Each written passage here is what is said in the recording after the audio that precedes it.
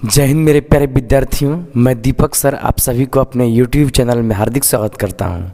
आशा करता हूं कि आप लोग मस्त होंगे और बढ़िया से अपने पढ़ाई में लगे होंगे। आप लोग क्या बिल्कुल ही देखिए, हम आप सभी के लिए आज लेकर के आए हैं परमाणु पाठ का ऑब्जेक्टिव, यानी कि बिहार बोर्ड में अभी तक जितना क्वेश्चन पूछ चुका है वो टोटल, उसके साथ अतिरिक्त प्रश्न भी कई हम इसमें जोड़े हैं।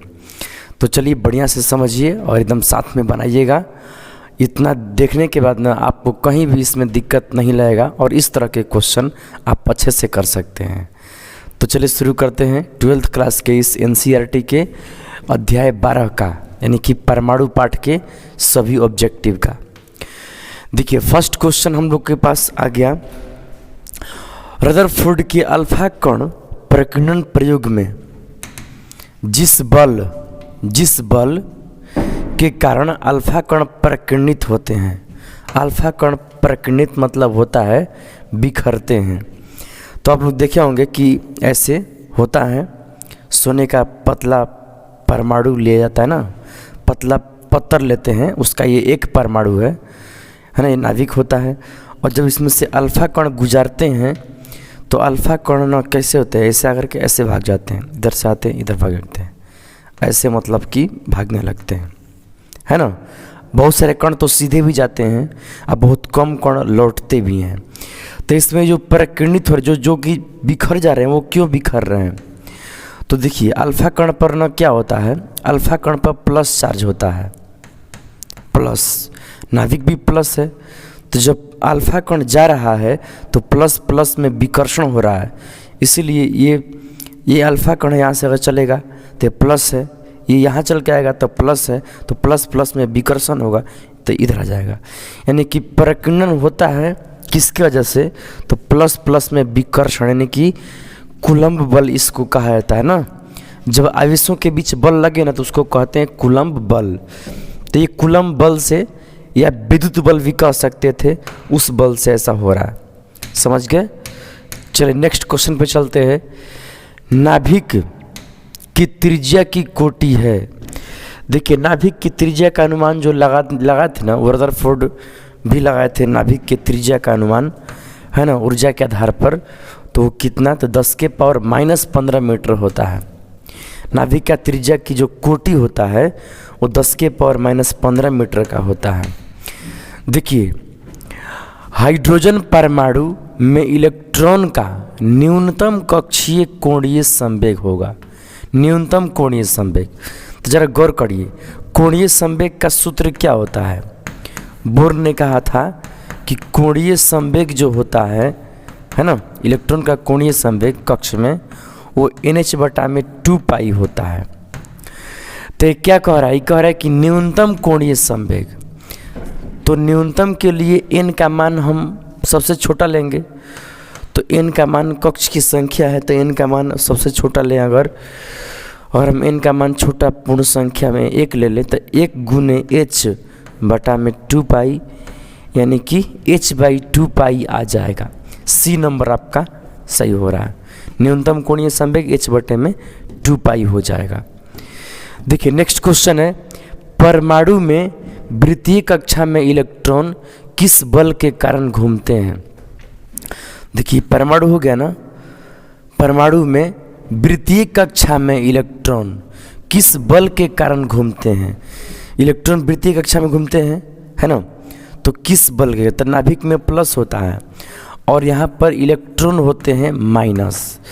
प्लस और माइनस के बीच में एक गुरुत्वाकर्षण, ये गुरुत्वाकर्षण नहीं, इसको बोलते हैं विद्युत बल या कूलम्ब बल लगता है, ये इसको खींच के रखता है। और इसी कारण से न क्या होता है कि ये तेज घूम करके उतना अपकेंद्रक बल प्राप्त कर लेते हैं और बैलेंस होने पर घूमते रहते हैं। यानी कि यहाँ घूमने का कारण जो है ना, वो कौन सा बल है? विद्युत बल है, कूलम्ब बल है ना, इसी बल से घूमते रहते हैं। कूलम्ब बल ही इलेक्ट्रॉनों को घूमने के लिए आवश्यक अभिकेंद्रक बल देता है। ठीक है बाबू? तो इस तरह से ये हो गया। नेक्स्ट देखिए आप लोग, हाइड्रोजन के तीसरे बोर कक्ष की त्रिज्या होती है। हाइड्रोजन के तीसरे बोर कक्ष की त्रिज्या होती है। तो देखिए त्रिज्या का सूत्र आप लोग को हम सिद्ध करवाए हैं 0.529 एंगस्ट्रम, एंगस्ट्रम इंटू में क्या होता है n² बटे में z, है ना। तो हाइड्रोजन जब कह दिया ना तो समझिए कि z बराबर 1 लेना है।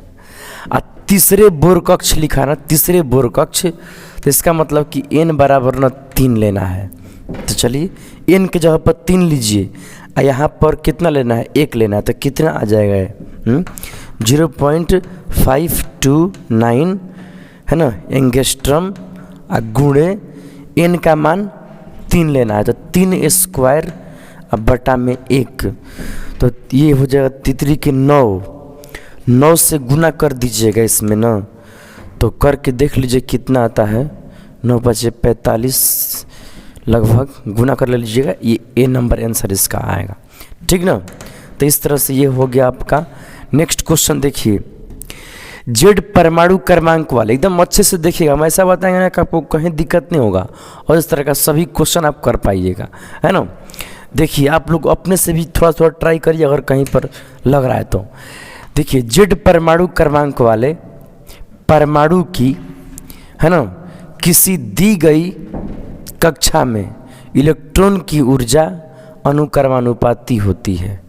यानी कह रहा है कि जेड परमाणु क्रमांक वाले परमाणु की किसी दी गई कक्षा में, देखिए ये परमाणु है, इसका परमाणु क्रमांक जेड है, यानी कि इसमें जेड संख्या है प्रोटॉनों की, ठीक है ना। में कक्षा में इलेक्ट्रॉन की ऊर्जा, कोई इलेक्ट्रॉन घूम रहा है इलेक्ट्रॉन, तो इसकी जो कुल ऊर्जा होती है वो अनुक्रमानुपाती है। देखिए इलेक्ट्रॉन की ना ऊर्जा का सूत्र होता है, इलेक्ट्रॉन की ऊर्जा का वो होता है क्या, देखिए माइनस में 13.6 इलेक्ट्रॉन वोल्ट इंटू में होता है, इसमें इंटू z² बटे में n², ऐसे सूत्र होता है। तो देखिए इसमें अगर देखा जाए तो इलेक्ट्रॉन की ऊर्जा ऊर्जा और z के बीच क्या संबंध है, तो E और z² आपस में समानुपाती है, E समानुपाती z², है ना। ये बी नंबर इसका सही उत्तर होगा। देखिए नेक्स्ट क्वेश्चन है, हाइड्रोजन परमाणु में प्रथम बोर कक्षा में इलेक्ट्रॉन की ऊर्जा -13.6 इलेक्ट्रॉन वोल्ट है। इसके दूसरे बोर कक्षा में इलेक्ट्रॉन की ऊर्जा होगी। देखिए इलेक्ट्रॉन की ऊर्जा पूछ दिया किसमें, दूसरे बोर कक्षा में, और हाइड्रोजन कहा है, तो देखिए इसका सूत्र हो जाएगा E बराबर कितना, माइनस में 13.6 इलेक्ट्रॉन वोल्ट, और अभी बताएं आपको, हम बताएं ना अभी z² बटा में n²। तो z हाइड्रोजन कह दिया तो z का मान 1 ले लेंगे, और प्रथम बोर कक्षा में, और प्रथम लीजिएगा तो 13.6 इलेक्ट्रॉन वोल्ट आ जाएगा, ठीक है, प्रथम कक्ष की यही ऊर्जा होती है। तो बताना है दूसरे, यानी कि n का मान 2 लेना, मतलब कि देखिए -13.6 इलेक्ट्रॉन वोल्ट और z² यानी 1² हाइड्रोजन के लिए, और n का मान 2 का निकालना है मैंने दूसरे कक्ष का, यानी कि 2 का स्क्वायर 4 होगा, यानी कि 13.6 में 4 से भागा देना होगा, तो 4 से भागा देते 4 × 12 -3 4 12 13 1 16 4 4 16, हाँ इतना आ सकता है, -3.4 इलेक्ट्रॉन वोल्ट आ सकता है, -3.4 इलेक्ट्रॉन वोल्ट। यहाँ पर ए नंबर आपका आंसर सही हो रहा है ना। एकदम देखिए अच्छे से आपको बता रहे हैं ध्यानपूर्वक। देखिए यहाँ पे क्या दे दिया, हाइड्रोजन परमाणु के nवीं कक्षा में ऊर्जा यानी कि En बराबर दिया है -13.6 बटा n² इलेक्ट्रॉन वोल्ट, है ना। ये यही सूत्र है, हम जो z² बटा n² लिख रहे हैं ना, तो z का मान 1 ले लीजिएगा तो यही आ जाएगा, है ना। तो देखिए फाइनल समझ लेते हैं एक बार, हाइड्रोजन परमाणु की nवीं कक्षा में ऊर्जा En बराबर -13.6 बटे में n² इलेक्ट्रॉन वोल्ट होती है। इलेक्ट्रॉन को प्रथम कक्षा से दूसरी कक्षा में भेजने के लिए आवश्यक ऊर्जा होगी। देखिए क्या कर रहा है, इस तरह से हो गया ना, और ये नाभिक मान लीजिए हो गया, ये प्रथम कक्षा हो गया, ये दूसरा कक्षा। प्रथम कक्षा की ऊर्जा कितना होता है? तो प्रथम कक्षा का ऊर्जा E1 बराबर होता है -13.6 इलेक्ट्रॉन वोल्ट। और दूसरे कक्षा की ऊर्जा कितना होता है? अभी पिछला क्वेश्चन में निकाले हैं, यहाँ पर आप 2 रख के निकाल सकते हैं, 4 से भागा मारना पड़ेगा, 2 रखेंगे तो माइनस में 3.4 इलेक्ट्रॉन वोल्ट है ना। ये पिछला क्वेश्चन में दोनों आया है। तो अब देखिए, अगर देखा जाए तो ये माइनस में है, ज़्यादा बड़ा अंक है माइनस में, ये भी माइनस में है, बाकी इससे थोड़ा बड़ा है। तो बताइए इसमें क्या जोड़ेंगे तो इतना हो जाएगा, यानी कि इसके इलेक्ट्रॉन को कितना ऊर्जा देंगे तो वो यहाँ पहुँच जाएगा, यानी कि इसमें कितना जोड़ देंगे कि इतना हो जाए। मतलब देखिए बता रहे हैं -13.6 में, देखिए बना रहे -13.6 में कितना जोड़ दें कि -3.4 हो जाए। तो देखिए यहाँ x का मान कितना होगा, -3.4, और ये इधर जाएगा तो प्लस में हो जाएगा 13.6। तो घटा लीजिए कुल मिला के, 4 में से 6 गया 2, और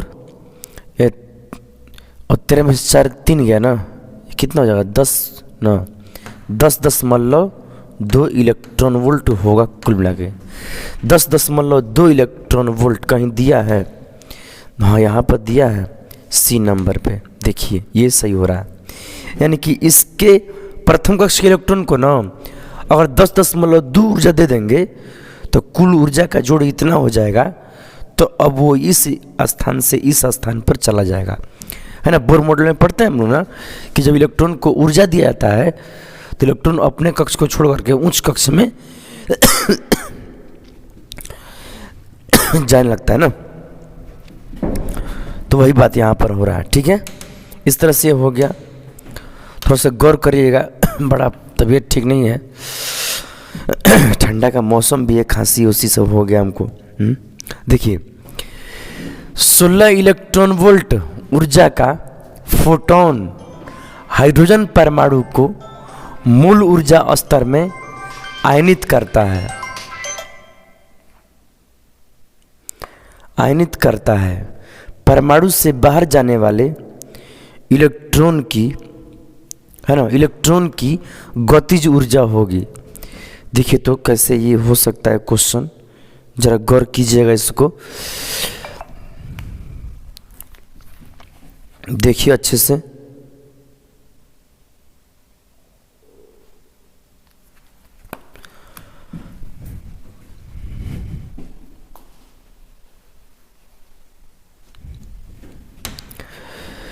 माइनस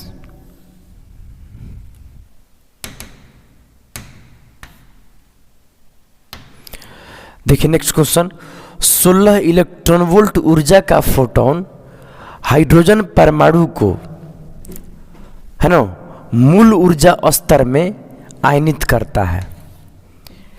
परमाणु से बाहर जाने वाले इलेक्ट्रॉन की गतिज ऊर्जा होगी।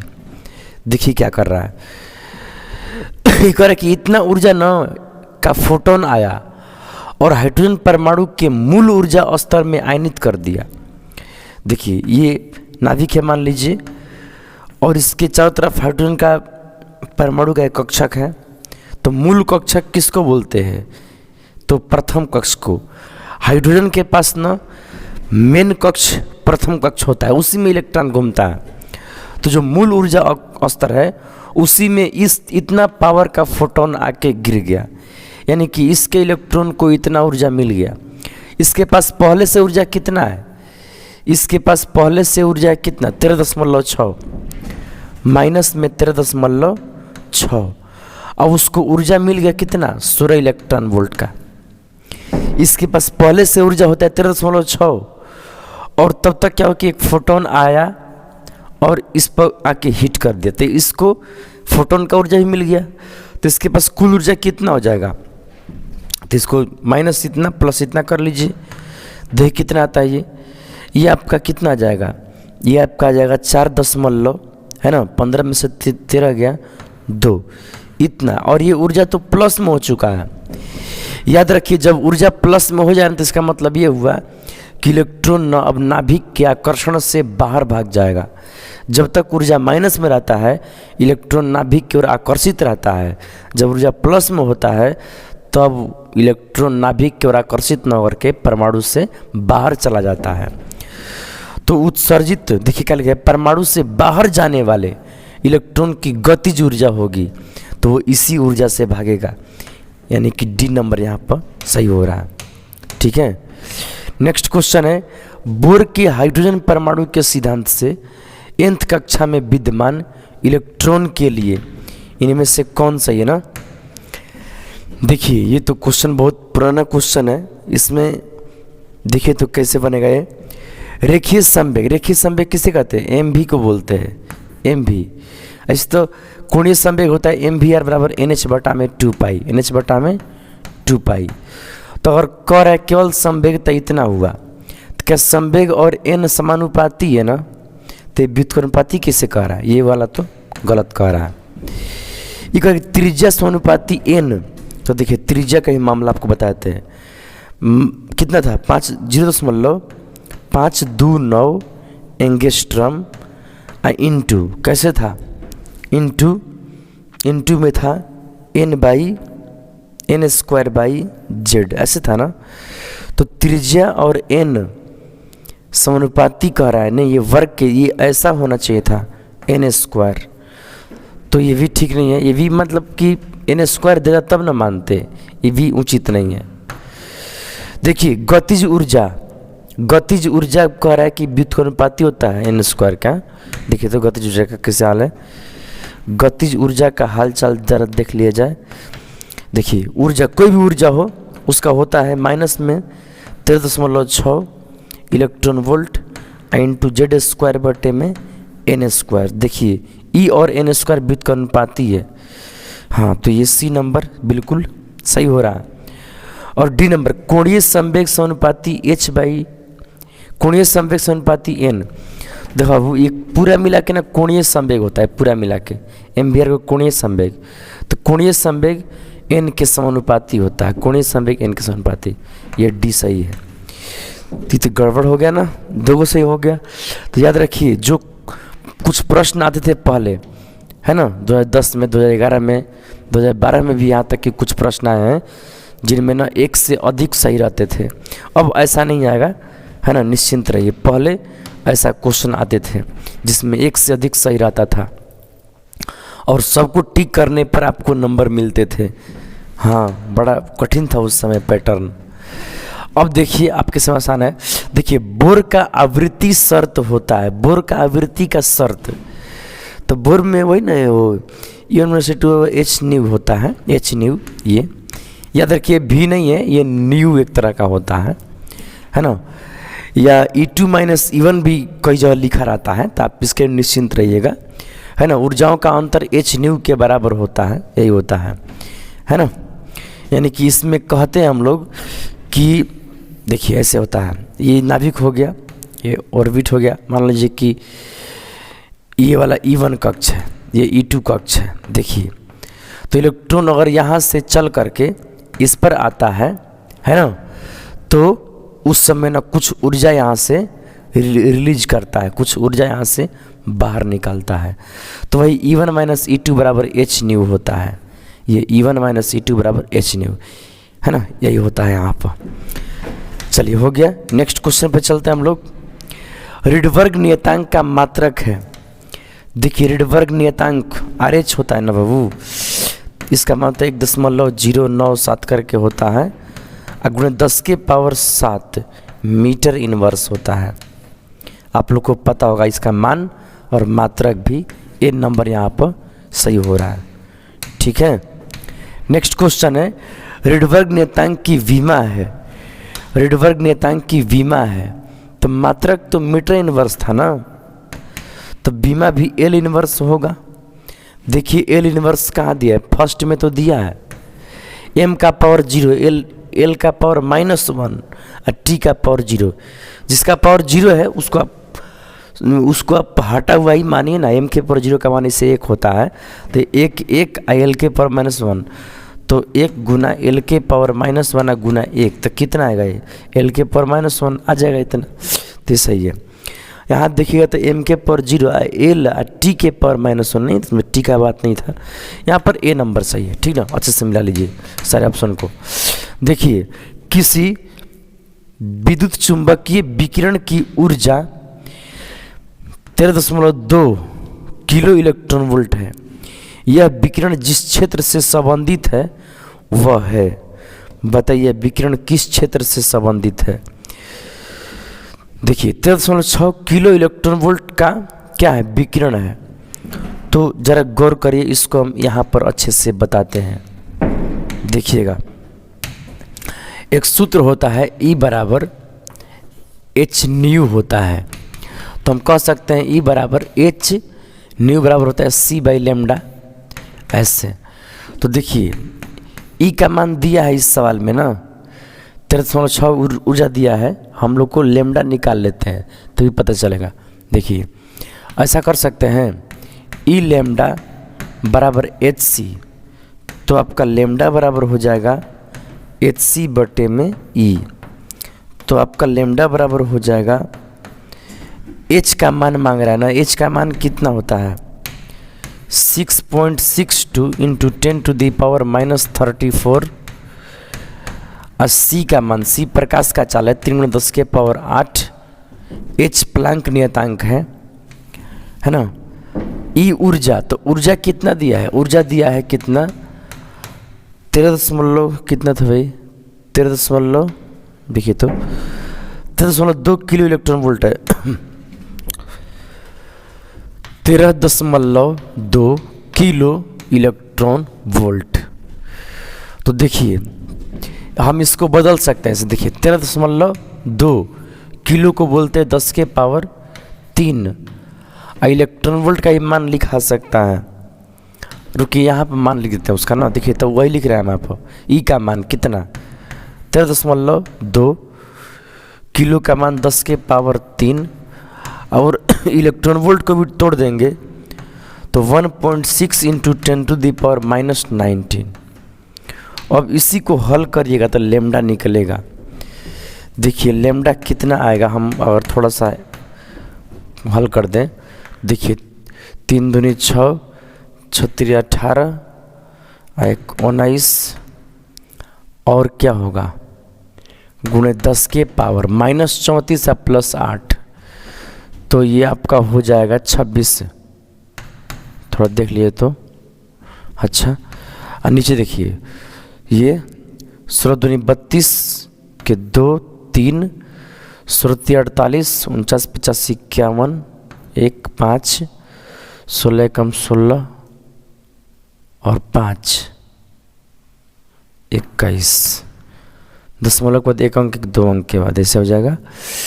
और 10 के पावर कितना -19 3 -16 हो जाएगा ना।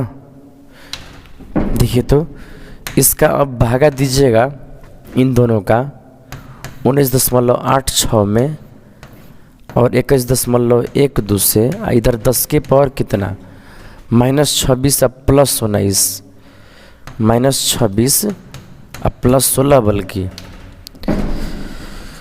तो ये भागा देना पड़ेगा ना, लगभग हमको लगता है कि 0.9 के आसपास जाना चाहिए।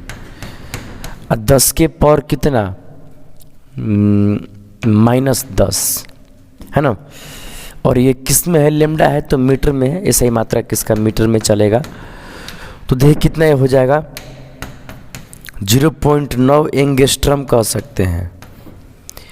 इतना भला कम तरंगदैर्ध्य किसका होता है भाई, इतना कम तरंगदैर्ध्य।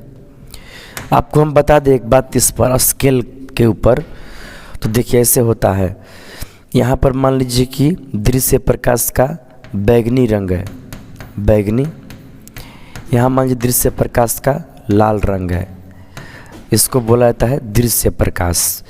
इसका तरंगदैर्ध्य होता है 7000 एंगस्ट्रम, और इसका होता है कितना 4000 एंगस्ट्रम।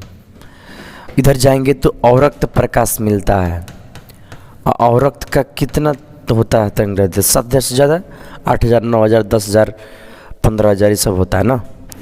बैगनी किधर आता है? पारा बैगनी। तो पारा बैगनी का अगर देखिएगा ना तो इसका तरंगदैर्ध्य 7 से कम 1000-2000 के आसपास इसका होता है लगभग, मतलब एक अनुमान बता रहा है आपको। और पराबैंगनी से इधर एक्स किरण आता है, एक्स किरण, गामा किरण, ये सब आता है। इसका उससे भी कम होता है। इसी का लगभग हो सकता है, इसका 1 एंगस्ट्रॉम से के आसपास इसका होता है। एक्स किरण ये हो सकता है। तरंगदैर्ध्य के बेस पर देखा जाए तो ये 0.99 लगभग 1 के पास है। ये एक्स किरणें हो सकती हैं, जरा गौर करिए तो एक्स किरण हो सकती हैं। दृश्य प्रकाश कार्य कैसे होगा? दृश्य का तो 7000 से 4000 के बीच में होता है। एक्स किरण का रहा है तो ये चांसेस बन रहा है। पराबैंगनी का हम बताएं ना अभी लगभग 1000 के आसपास एंगस्ट्रॉम में, और औरक का तो उधर है तो बड़ा होता है, लगभग 7000 से बड़ा 15, 7000 से बड़ा 8000, 9000, 10000 ये सब होता है। एक्स किरण, गामा किरण दिया होता ना तो विचार करते, बाकी नहीं दिया है तो हम एक्स किरण यहाँ पे टिक कर रहे हैं। तो देखिए हो गया, ये क्वेश्चन बन गया, थोड़ा सा बड़ा क्वेश्चन था। देखिए हाइड्रोजन स्पेक्ट्रम की कौन सी श्रेणी दृश्य भाग में पड़ती है? हाँ, कौन सी श्रेणी जो है ना वो दृश्य भाग में पड़ती है? Lyman, Balmer, Paschen, Brackett, Pfund, Humphreys. देखो बाबू, देखिए हाइड्रोजन स्पेक्ट्रम एक होता है, क्या हम अभी बताए थे ना आपको कि ऐसे होता है नाभिक, ये प्रथम कक्ष, द्वितीय कक्ष, तृतीय कक्ष। इलेक्ट्रॉन जब उच्च कक्ष से नीचे आता है तो कुछ विशेष रंग का विकिरण देता है, यहाँ से कुछ विशेष रंग का प्रकाश निकलता है। वो प्रकाश कभी कभी दिखता भी है, कभी कभी नहीं दिखता है। कब दिखेगा? जब ये दृश्य प्रकाश का होगा। जब ये कब दिखेगा? जब इसका तरंगदैर्ध्य ना 4000 एंगस्ट्रॉम से बड़ा है और 7000 से कम होगा, तब ये दिखेगा, नहीं तो नहीं दिखेगा ना।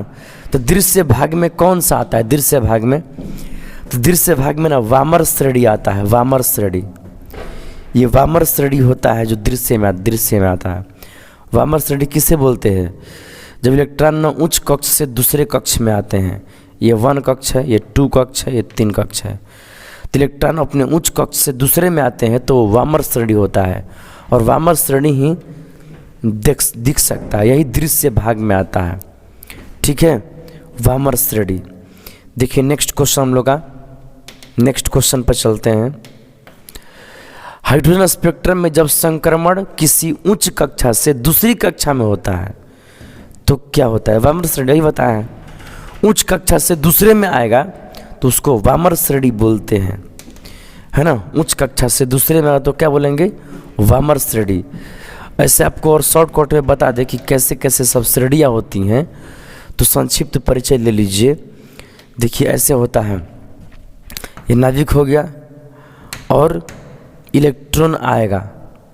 देखिए गौर से देखिएगा, ये पहला कक्ष है n बराबर 1, ये दूसरा कक्ष है n बराबर 2, ये तीसरा कक्ष है n बराबर 3, ये चौथा कक्ष है n बराबर कितना? 4। ऐसे ये पांचवा कक्ष है n बराबर 5। ऐसे मान लीजिए यहाँ पे एक छठवां कक्ष है n बराबर 6। तो देखिए लाइमन कब होता है? जब इलेक्ट्रॉन उच्च कक्ष से प्रथम में आता है तो उसे लाइमन बोलते हैं। दूसरे से पहला में आए, चाहे तीसरे से पहला में आए, चाहे चौथे से पहला में आए, या 5वें से पहला में आए, तो इसको लाइमन श्रेणी बोलते हैं। कहीं से भी आए लेकिन पहले में आए तो लाइमन। वामर किसको बोलते हैं? जब इलेक्ट्रॉन दूसरे में आए, तीसरे से आए, चौथे से आए, या 5वें पर से कहीं पर से दूसरे पर आएगा तो उसको बोलते हैं वामर श्रेणी। यहाँ से 6वें पद से आए तो इसे वामर श्रेणी। लाइमन, वामर, पाश्चन एक होता है। पाश्चन किससे बोलते हैं? जब इलेक्ट्रॉन तीसरे पर आता है, तीसरे पर, है ना, चौथे से आए तीसरे पर, चाहे 5वें से आए तीसरे पर, चाहे 6ठे से आए तीसरे पर, तो इसको लाइमन, वामर, पाश्चन, ऐसे कुल मिला के कितना होता है? Lyman, Balmer, Paschen, Brackett, Pfund, Humphreys. ये प्रत्येक के समय ना कुछ लाइट निकलता है, कुछ प्रकाश निकलता है। तो देखिए लाइमन का प्रकाश जो होता है ना, लाइमन का प्रकाश वो किधर आता है, तो आपको बता दे, थोड़ा सा बेसिक परिचय देख लीजिए। लाइमन, लाइमन है ना, वामर, वामर, पाश्चन या पाश्चन लिखते हैं लोग, ब्रैकेट, ब्रैकेट है ना, फुंड, फुंड, हैम्फ्रीस, हैम्फ्रीस। तो देखिए इसमें कैसे कैसे होता है, ये आता है पराबैंगनी भाग में। देखिए जैसे कि विद्युतचुम्बकीय स्पेक्ट्रम जो होता है ना, वो भी इसी तरह से है, ये पराबैंगनी भाग में आता है, पराबैंगनी। वामर आता है किस में, दृश्य प्रकाश में। दृश्य का मतलब यानी कि ये रेड में, रेड से लेकर के बैगनी से रेड के बीच ये दिखता है, ये इतना दृश्य भाग मान लीजिए। पाश्चन आता है किधर, पराबैंगनी, फिर बैगनी और रेड, रेड के बाद ना अब अवरक्त किरण अभी बनाए थे ऊपर में, इधर अवरक्त। देखिए पाश्चन अवरक्त में आता है, ब्रैकेट तो और दूर जाता है और मध्य अवरक्त में आता है, मध्य अवरक्त, अवरक्त है ना, और फुंड तो और आगे जाता है, ये भी दूर अवरक्त में आता है, दूर अवरक्त, ये सब अवरक्त में आता है, और ये भी आता है अवरक्त में। यानी कि ये सब के सब ना अवरक्त प्रकाश देते हैं। दो गो केवल अवरक्त से बाहर है, एक दृश्य में एक पराबैंगनी में है, ठीक ना। तो आप लोग इसको समझ लिए होंगे, तो चलिए अब क्वेश्चन करते हैं, अच्छे से हो जाएंगे सारे क्वेश्चन। देखिए हाइड्रोजन स्पेक्ट्रम में जब संक्रमण किसी उच्च कक्ष से दूसरी कक्षा में होता है तो क्या होता है, वामर श्रेणी होता है ना, वामर श्रेणी। तो पीछे कंसेप्ट आप लोग पूरा अच्छे से देखिए, स्पष्ट हो जाएगा। हाइड्रोजन स्पेक्ट्रम के दृश्य क्षेत्र का अध्ययन सर्वप्रथम किसने किया था, तो वामर ने किया था, तभी तो वामर श्रेणी नाम पड़ा। देखिए निम्नलिखित में कौन सी श्रेणी विद्युतचुम्बकीय स्पेक्ट्रम के पराबैंगनी भाग में पाई जाती है, तो पराबैंगनी में लाइमन पाया जाता है, अभी आपको बताए हैं, वहाँ देख लीजिएगा। नेक्स्ट क्वेश्चन है, हाइड्रोजन स्पेक्ट्रम की कौन सी श्रेणी अवरक्त भाग में नहीं पड़ती है, अवरक्त में नहीं पड़ती है, तो अवरक्त में ये पड़ता है, फुंड भी पड़ता है, एम्प्रेस भी पड़ता है, ब्रैकेट भी पड़ता है, लाइमन नहीं पड़ता, लाइमन तो पड़ता है पराबैंगनी भाग में ना, ये बच रहा है, ठीक है। तो इस तरह से ये हो गया। देखिए नेक्स्ट क्वेश्चन पे चल रहे हैं हम लोग। एक विसर्जन नली में n बराबर 4 अवस्था में स्थित इलेक्ट्रॉन को कूदने से कितनी रेखाएं उत्सर्जित हो सकती हैं। देखिए चौथे कक्षा से इलेक्ट्रॉन कूद करके नीचे कक्ष में आ रहा है, गौर करिए। मान लीजिए कि इलेक्ट्रॉन चौथे कक्ष से कूद रहा है, जिस मान लीजिए कि यहाँ पर परमाणु का नाभिक है और इस तरह से ऐसे है, पहला कक्ष, दूसरा कक्ष, ये तीसरा और ये चौथा।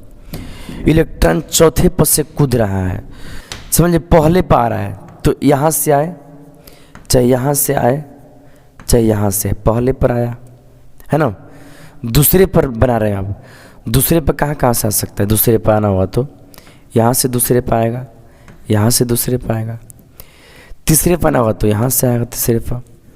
कुल कक्ष कौन था, पहला कक्ष, दूसरा, तीसरा, चौथा, 4 कक्ष।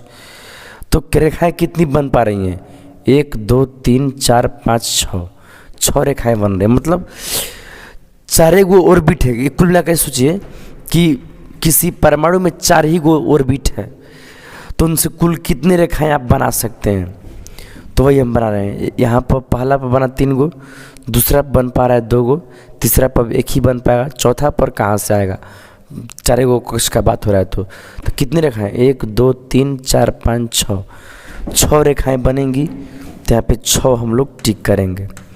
ऐसे ही सवाल को बनाने का एक ट्रिक भी है। एक ट्रिक है ये है ना कि n इंटू n-1/2। देखिए इसका ट्रिक क्या है, n मतलब संख्या कितना है, 4 है। देखिए 4 इंटू 4-1/2 तो कितना हो जाएगा, ये कटा देंगे 2 बार में, और ये घटा 3 आएगा, 3 दूनी के 6, घटाएँ 3 आएगा ना, 3 दूनी के अच्छा वही होगा। तो इस तरह से ऐसा क्वेश्चन देता है, गौर करिएगा। नेक्स्ट, सूर्य के प्रकाश का स्पेक्ट्रम होता है। तो सूर्य के प्रकाश का स्पेक्ट्रम जो होता है ना, वो लगातार सतत होता है। देखिए कैसे सतत होता है। सूर्य का प्रकाश का स्पेक्ट्रम एकदम लगातार बना हुआ है, देखिए कहीं भी कटिंग नहीं है। अब देखिए हाइड्रोजन का इमिशन स्पेक्ट्रम यानी कि उत्सर्जन स्पेक्ट्रम है। इसमें देखिए काली पट्टी पर कुछ रेखाएं दिखती हैं, तो मतलब देखा जाए तो बीच का लाइट सब गायब है, तो ये असतत स्पेक्ट्रम है। ये देखिए हाइड्रोजन का अवशोषण स्पेक्ट्रम, एब्जॉर्प्शन स्पेक्ट्रम, इसमें बीच बीच में रंग गायब है, बीच और जगह तो रंग है लेकिन कहीं कहीं पर काला रेखा है। काला रेखा का मतलब कि वहाँ का रंग क्या है, गायब है। तो ये सब ये सतत है और ये दोनों असतत है। ऐसे इसको रेखीय स्पेक्ट्रम भी बोलते हैं, ठीक ना, गौर कीजिएगा। देखिए सूर्य के प्रकाश का स्पेक्ट्रम अभी आपको दिखा दिए, ये कैसा होता है, तो सतत होता है, ठीक ना। अगर यही कहता है कि हाइड्रोजन स्पेक्ट्रम, तो वो असतत हो जाता है। अब देखिए कैथोड किरणें होती हैं, कैथोड किरणें होती हैं तो कैथोड किरणें इलेक्ट्रॉन का समूह होती हैं। ढेर सारा इलेक्ट्रॉन एकदम चलता है इधर एनोड की तरफ, है ना। और कह देता है कि कैथोड किरणें कैसी होती हैं, धनावेशित किरणावेशित, तो हम लोग ऋणावेशित भी टिक कर सकते थे। चलिए नेक्स्ट क्वेश्चन में देखते हैं। जब एक्स किरणें, देखिए जब एक्स किरणें एक समान प्रबल चुंबकीय क्षेत्र से गुजरती हैं तो वह, गौर करिए, एक्स किरण ना कोई आवेश नहीं, वो तो किरण ना है, तो उसको चुंबक से कोई मतलब नहीं है, चुंबक से विक्षेपित नहीं होगा, है ना, क्योंकि वो किरण है। देखिए वही कहता ना कि कैथोड किरणें अगर गुजर रही हैं चुंबकीय क्षेत्र से तो विक्षेपित हो जाएंगी, क्योंकि कैथोड किरणें ना एक तरह का इलेक्ट्रॉनों का समूह होती हैं, इलेक्ट्रॉनों का पुंज होती हैं। नेक्स्ट क्वेश्चन, लेजर किरण में फोटोन दूसरे फोटोन को उत्सर्जन के लिए प्रेरित करता है, तो दोनों फोटोन होती हैं। तो फोटोन न ऊर्जा में समान, आयाम में समान, हाँ तो सही बात है, ये भी सही है, दो सही हो गया, और ये भी सही हो सकता है, और ये भी, यानी कि देखिए कब, हाँ देखिए तो ये पहले क्वेश्चन है ना, इसलिए ऐसा हो रहा है, अब ऐसा क्वेश्चन नहीं आएगा, ठीक है। तो इस तरह से ये हो गया। देखिए यहाँ तक कि क्वेश्चन का सिलसिला ख़त्म हुआ। अगर आप लोग को अगर सारा क्वेश्चन अच्छे से बना लिया, अच्छा लगा हो, तो कृपया हमको सपोर्ट कीजिए, चैनल को सब्सक्राइब करिए, लाइक करिए और शेयर करिए, और अपने सभी दोस्तों में इस वीडियो को भेजिए ताकि वो भी एग्ज़ाम के समय में इसका फ़ायदा उठा सकें। थैंक यू सो मच, इतना ही, मिलते हैं नेक्स्ट वीडियो में।